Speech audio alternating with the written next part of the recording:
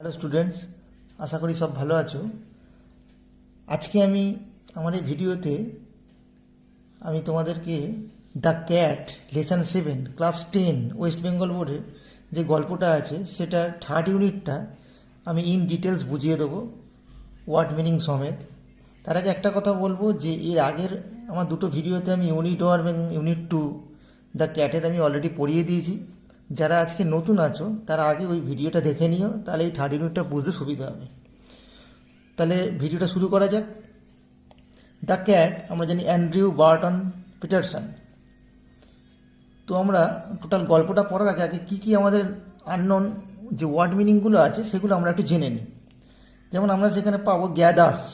Gathers হচ্ছে assembles, জড়ো হওয়া।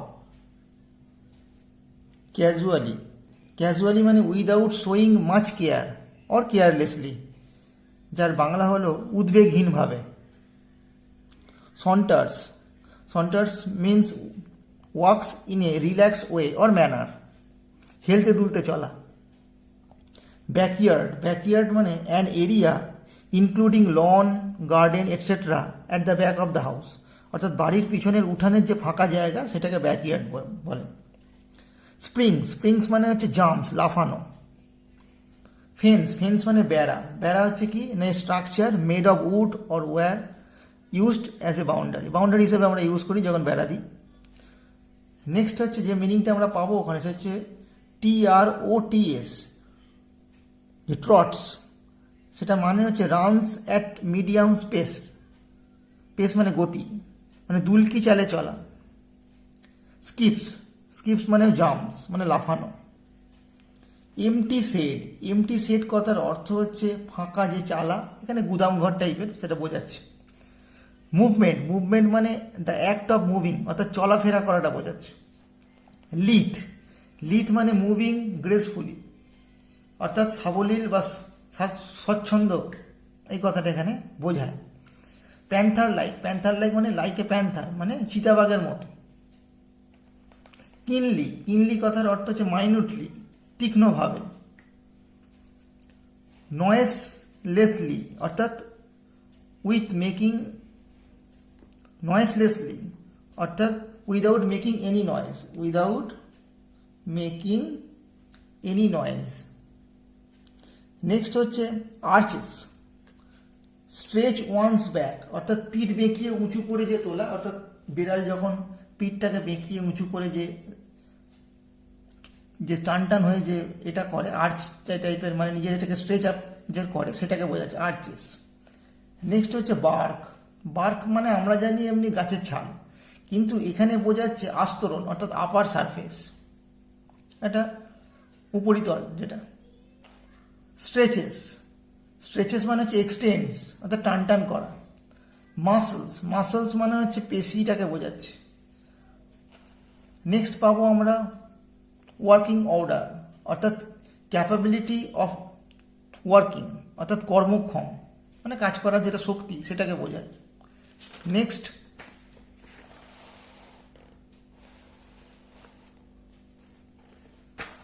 যেটা পাবো সেটা হচ্ছে DROOPING, ড্রুপিং মানে বেন্ডিং ডাউন, নিচু করা, নিচু করে।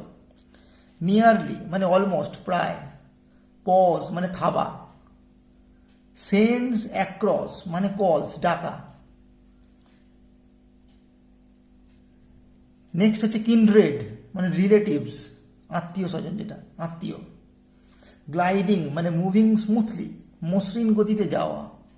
গ্রেসফুল মানে সুন্দর, যেটা বিউটিফুল আমরা বলি। মিক, মিক মানে হচ্ছে কোয়াইট জেন্টেল মানে নম্র নিরীহ। ক্রিয়েচার মানে আমরা জানি অ্যানিমালস, প্রাণী। সাবারবান মানে হচ্ছে অ্যাওয়ে ফ্রম সিটি মানে শহরতলি, মফস্বল যেটা আমরা বলি। ডাল, ডাল মানে হচ্ছে নিরস। হান্টিং গ্রাউন্ডস মানে হচ্ছে এরিয়া ফর হান্টিং, শিকারের যে ক্ষেত্র জায়গা সেটাকে বোঝায়। গ্যাল্যান্ট মানে কারেজিয়াস, সাহসী। অ্যাডভেঞ্চার, রিস্কি অ্যাক্টিভিটিস অর্থাৎ রোমাঞ্চকর যে অভিযান তাকে বোঝানো হচ্ছে। রিপ্রোচ, রিপ্রোচ মানে হচ্ছে ব্লেম, দোষারোপ।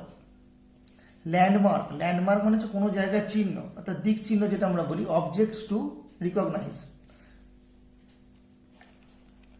এক্সাইল্ড মানে বিতাড়িত হওয়া। মানে ড্রিভেন অ্যাওয়ে। নেক্সট আমরা যেটা পাবো সেটা হচ্ছে টেন্যান্ট মানে ভাড়াটে। নেক্সট হচ্ছে প্রিভিলেজ মানে অ্যাডভান্টেজ, সুবিধা। অ্যান্ড লাস্ট ওয়ান হচ্ছে বোর্ডিং মানে লিভিং, বাস করা। ওকে, তো এই ওয়ার্ডগুলো আমরা পাবো, এগুলো খুব ভালো করে পারলে নোট ডাউন করে নিয়ে এগুলোকে পড়ে নেবে, তার কারণ হচ্ছে সিনোনিম অ্যান্টোনিমস অনেক কিছুই দেয়, ঠিক আছে। তো এবার আমরা মেন যে ইউনিট 3 সেটা আমরা এবার একটু পড়ছি, দেখো। When the family has finished tea and gathers round the fire, the cat casually goes out of the room.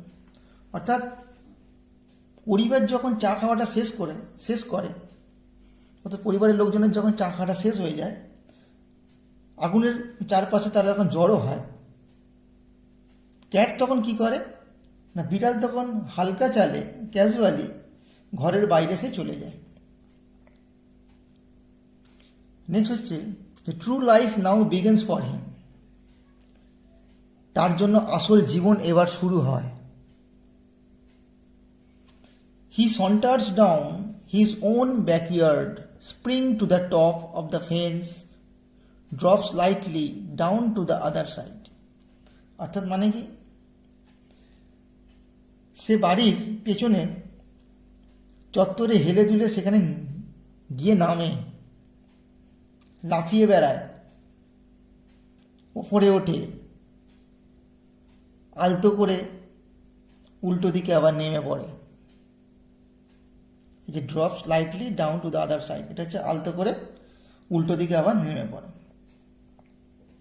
He trots across and skips to the roof of an empty shade.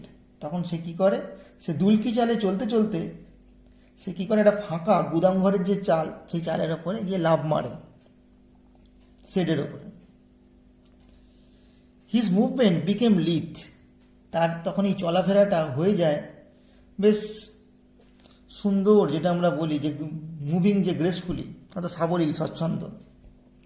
And panther like, ঠিক যেন চিতাবাঘ যেমন চলাফেরা করে ঠিক সেরকম। He looks কিনলি from side two side, সে তখন খুব মাইনিউটলি অর্থাৎ খুব তীক্ষ্ণভাবে সে এদিক ওদিক ভালোভাবে এপাশ ওপাশ ভালো করে তীক্ষ্ণভাবে সে দেখে। অ্যান্ড মুভস নয়েসলেসলি, এবং সে নিঃশব্দে এগিয়ে চলে। For he has so many enemies, dogs and small boys with stone. এখানে ফর মানে জানবে বিকজ, ফরের আগে যদি কোনো সময় দেখো কমা আছে তাহলে জানবে সেটা বিকজের মতো কাজ করে, তার মানে বিকজ হয়। কারণ তার অনেক শত্রু আছে, সেই শত্রুগুলো কারা, ডগস আছে, কুকুর, তারা করে বিড়ালকে দেখলেই। And small boys with stone, ছোটো ছোটো বালকেরা বিড়াল দেখলেই পাথর তুলে থাকে, মারে, অটোমেটিক্যালি তারাও বিড়ালের শত্রু। নেক্সট প্যারা, on top of the shade, the cat arches his back and rakes his claws once or twice through the soft bark of the old roof. অর্থাৎ কি করে, on the top of the shed, অর্থাৎ সেই যে গুদামঘরের চালা, সেই চালার ওপরে the cat arches his back, অর্থাৎ সে কি করে, তার পিঠটাকে নিয়ে সে টান টান করে, আর মোড়া যে ভাঙা হয় পিঠটাকে সে ব্যাকায়। অ্যান্ড রেক্স হিজ ক্লজ, এবং কি করে, সে তার নখের আঁচড় দেয়, ওয়ান্স অ্যান্ড টুয়াইস, এক দুবার, through the soft bark of the old roof, সেই যে পুরনো যে ছাদের যে উপরিতল, উপরের আস্তরণ, সেই বার্ক মানে বলেছে উপরের আস্তরণটা, সেখানে সে আঁচড় দেয়, দিয়ে দেখে নেয় সব নিজের ঠিকঠাক আছে কিনা। হি stretches himself a few Times, সে কি করে, নিজেকে বেশ কিছু সময় স্ট্রেচ, অর্থাৎ সে কয়েকবার আড়মোড়া ভেঙে নেয়, একটু টান টান হয়ে দেখে নেয় সব ঠিক আছে কিনা। To see if every muscles is in full working order, সে কেন এটা করে, সে এই জন্য করে, সে একবার দেখতে চায় যে তার সবকটা মাসলস ঠিক আছে, অর্থাৎ তার প্রত্যেকটা পেশি পূর্ণ কর্মক্ষম আছে কিনা, এটা দেখার জন্য সেগুলো করে। Then drooping his head nearly to his paws, তখন সে কি করে, ড্রুপিং মানে বেন্ডিং ডাউন, সে তখন নিচু করে তার মাথাটা, কোথায়, প্রায় অলমোস্ট তার সেই থাবার কাছে। হি সেন্ডস অ্যাক্রস, তখন কি করে, he sends across a call to his kindred, তখন সেটা ডাক ছাড়ে, দিয়ে তার যারা সব আত্মীয় স্বজন তাদেরকে সে ডাকে। Before long they came.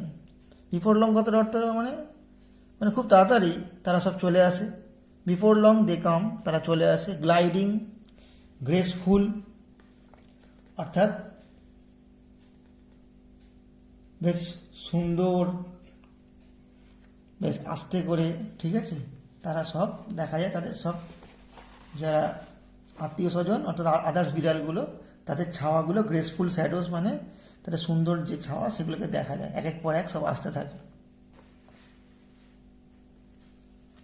No longer are they the meek creatures who an hour ago were mewing for fish and milk.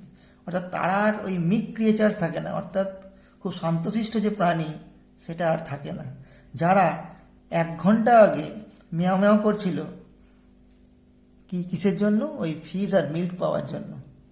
এখন তারা টোটালি তাদের একটা অপোজিট ক্যারেক্টার তারা শো করে, অর্থাৎ দে আর নাও Grimm fighter.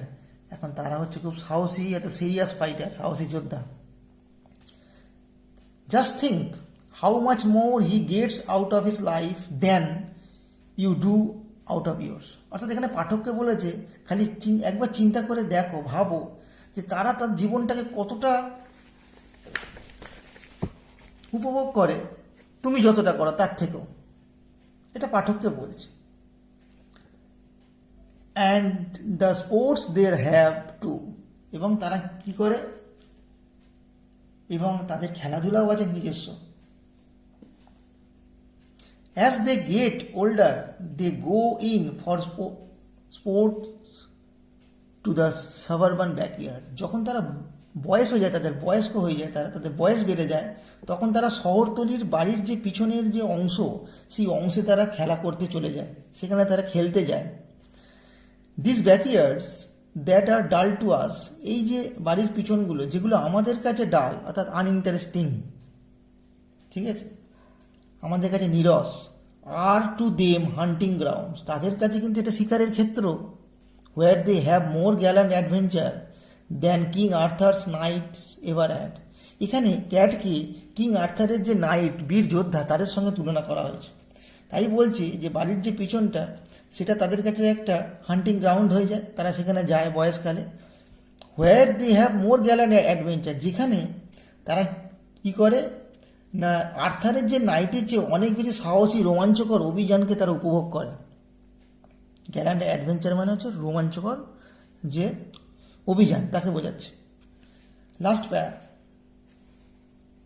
It is always spoken as a reproach against cat that they are more fond of their home than of the people in it. এটা প্রায়ই বলা হয়ে থাকে, সবসময় এটা বলা হয় অ্যাজ এ রিপ্রোচ, মানে একটা দোষারোপ করা হয় এগেনস্ট ক্যাট, অর্থাৎ ক্যাটের বিরুদ্ধে একটা দোষারোপ করা হয়, তাকে দোষ দেওয়া হয় that they are more fond of their home than of the people in it. অর্থাৎ যে বাড়িতে তারা থাকে সেই বাড়ির মানুষজনের থেকে, লোকজনের থেকে তার কাছে বাড়িটা বেশি প্রিয়, এটা বলা হয়ে থাকে।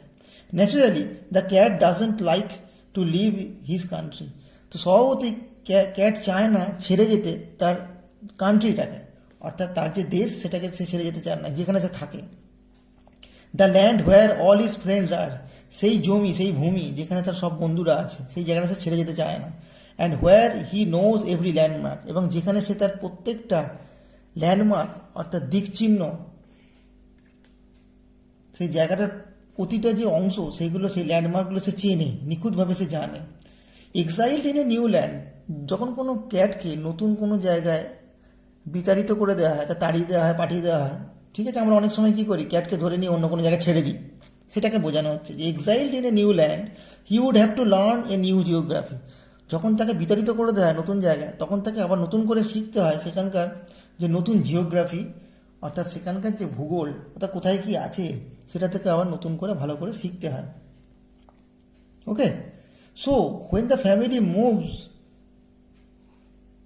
যখন ফ্যামিলিটা চলে যায়, the cat if allowed will stay at the old house, যদি ক্যাটকে অ্যালাউ করা হয় তাহলে সে থেকে যায় সেই পুরনো বাড়িতে।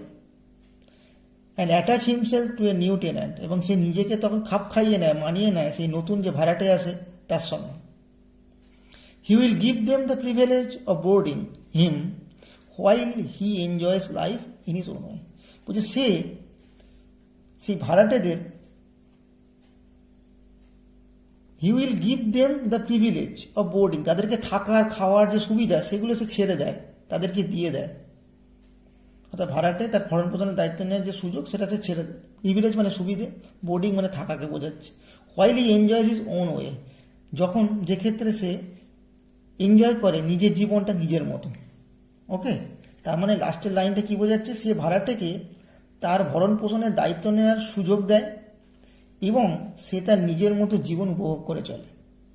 ওকে, তো আশা করি আমি যে আজকে যে পড়ালাম তোমরা এটা বুঝতে পেরেছো। যদি বুঝে থাকো, যদি ভালো লেগে থাকে তাহলে অবশ্যই লাইক করো, কিছু কমেন্ট করার থাকলে করো, এবং যারা যে নতুন তাদের একটা অনুরোধ করবো যে তারা পারলে চ্যানেলটাকে সাবস্ক্রাইব করে রেখো এবং বেল বাটনটাকে প্রেস করে রেখো, যাতে আগামী দিনে আমি যা ভিডিও আপলোড করব যাতে তোমরা সহজেই পেয়ে যাও এবং তোমাদের উপকারে লাগে। ওকে, থ্যাংক ইউ।